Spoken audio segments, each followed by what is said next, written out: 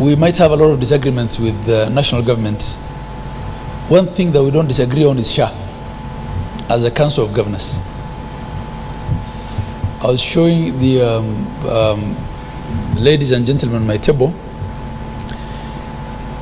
an approved claim for a hip replacement surgery in Wajir County Referral Hospital for 336,000.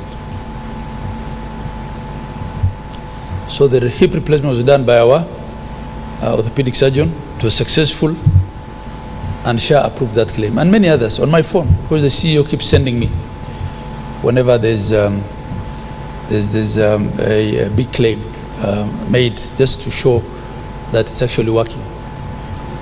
So I'm wondering, where would that guy have gotten that 336,000 from?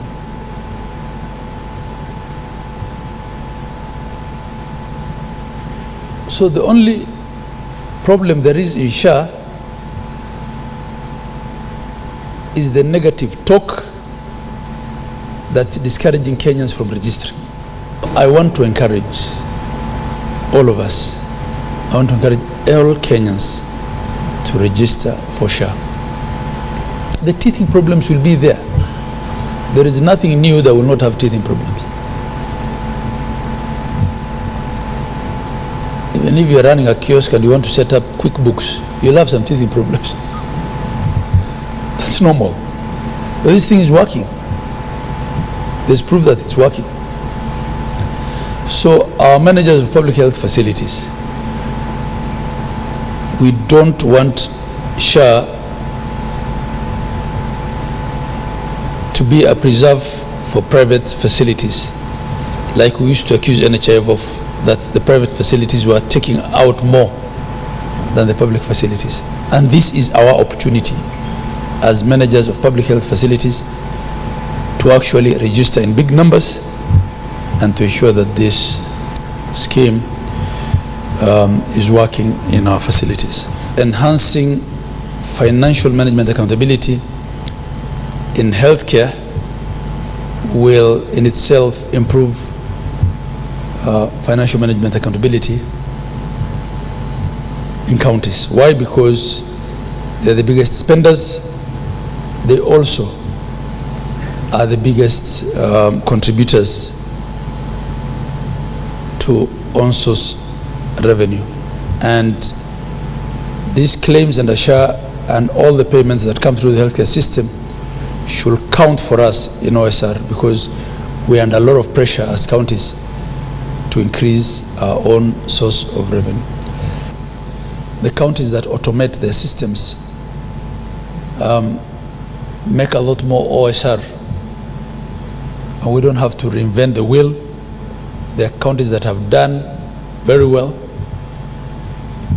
I am now copying from Muranga, and the Muranga team has accepted to help us, to handhold us, so that we can implement their system.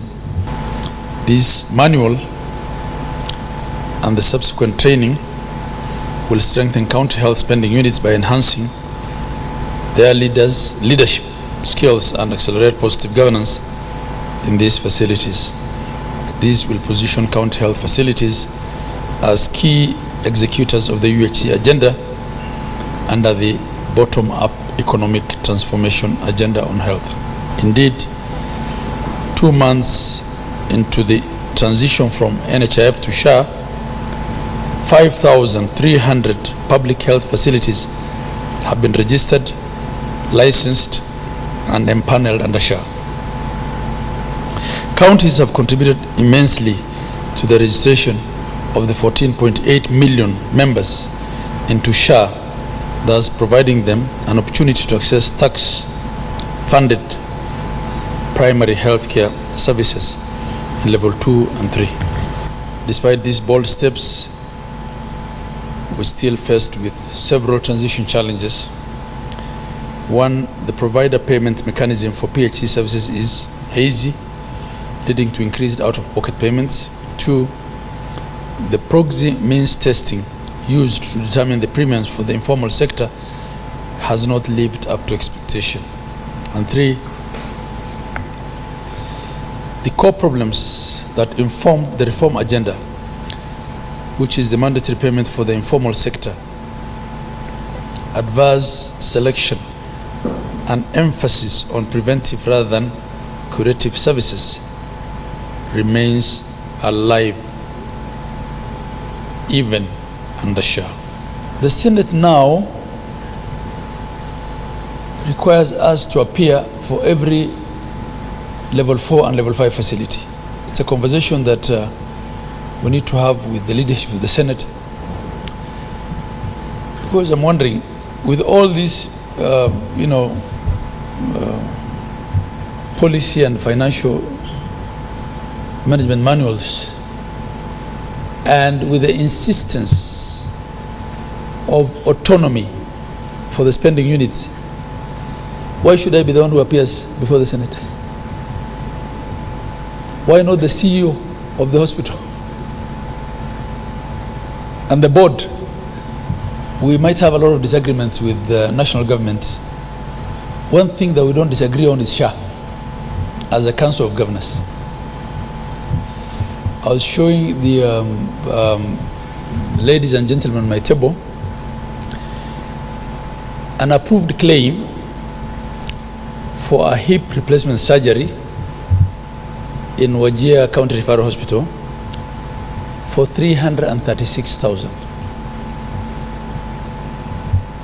So the hip replacement was done by our orthopedic surgeon. It was successful, and SHA approved that claim, and many others on my phone, because the CEO keeps sending me whenever there's a big claim made, just to show that it's actually working. So I'm wondering, where would that guy have gotten that 336,000 from?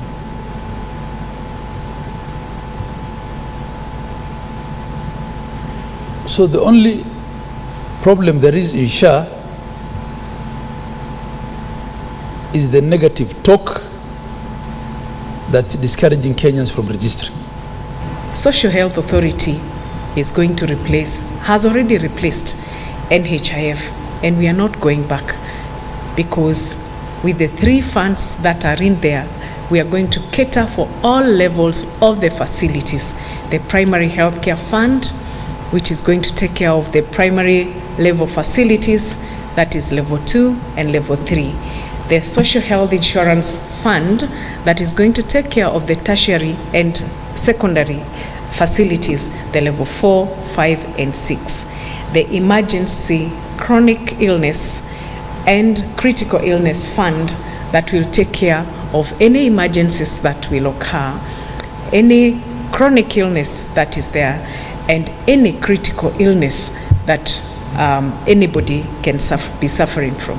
And evidence shows that health facilities in Kenya have a history of collecting, retaining, and using funds at source up to until devolution of in 2013, when the Constitution of Kenya was established, and the establishment of the 47 county governments with a mandate to deliver quality health, and it is bestowed in them.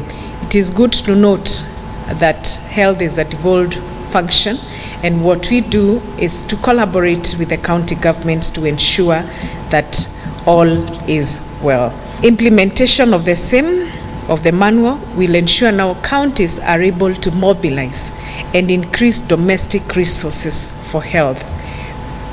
And further, it will catalyze quality of care provided, as it unlocks public health facility competitiveness and performance.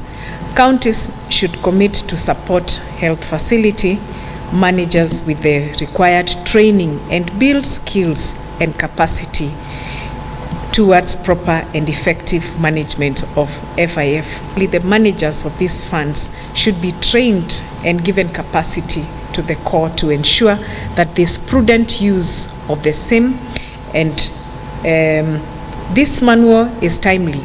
It will go a long way in ensuring that the financing, the operational and management of costs in the health facilities more readily health commodities and products for the timely and uninterrupted supply of the health commodities.